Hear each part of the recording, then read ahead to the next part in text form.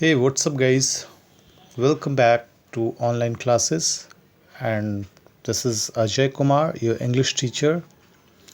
So, how are you all doing? Hopefully, you are doing fine since we have just gone through our PA1 examination. And without your support, without your cooperation, this wasn't enough. This wasn't easy, to go through the PA1 examination. And thank you for your cooperation and support. So, dear student, today now we are going to read a new chapter from the book New Pathways, Oxford Course Book 7, and we are going to read today new chapter that you can see, the Ballad of Mulan, right? Now, what is called ballad? First of all, you need to understand the ballads are poems that are narrated like as a story, and actually the folk of origin are intended to be sung in this ballad, right? So this is called ballad, and we are going to read this chapter from unit 3, section 3. And in this chapter we are going to read about the real life heroes, and out of those heroes one is the Mulan. Now we'll read more about this, who was she and what she has done. So this poem starts like it is a Chinese folk song from the northern dynasty of China, in which a young girl, Mulan, disguises herself as a man and leads the army to the victory against the enemy. Now you can read shake, shake, again shake, shake. Mulan weeps, facing the door. You don't hear the shuttle sound, you only hear daughters shy. They ask, daughter, who is in heart? They ask, daughter, who is on her mind? In this para, Mulan is actually a young girl. She is spinning and weaving that shuttle as a girl in her, village, as others do. But today, her sighs are louder than the sound of the shuttle. Why this was happening, no one was knowing.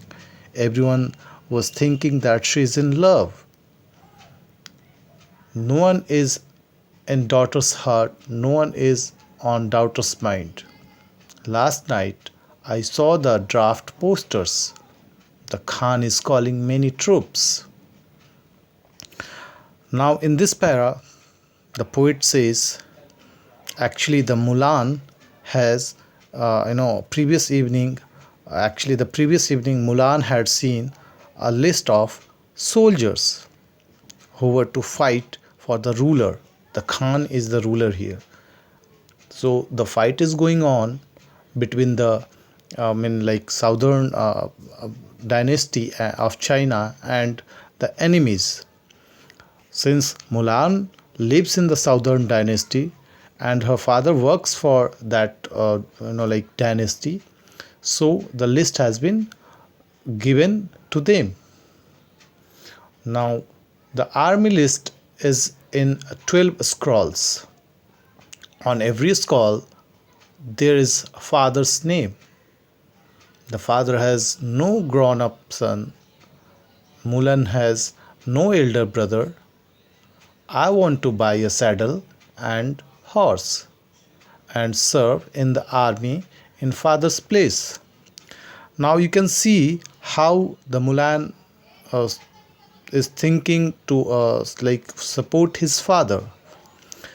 Now she is sad just because she does not have an elder brother, and also knows that her father is too old and frail to survive the war. So she decides to disguise herself as a man to go on in his place and to fight with the enemies. After deciding these all things, let's read the next para. In the East Market, she buys a spirited horse. In the West Market, she buys a saddle. In the South Market, she buys a bridle. And in the North Market, she buys a long whip. Now, in these four lines, you can see how Mulan is now preparing herself to go and join that fight.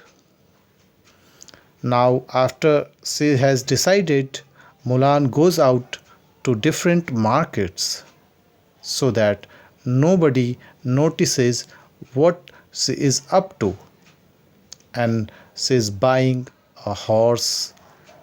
Then after she bought a saddle.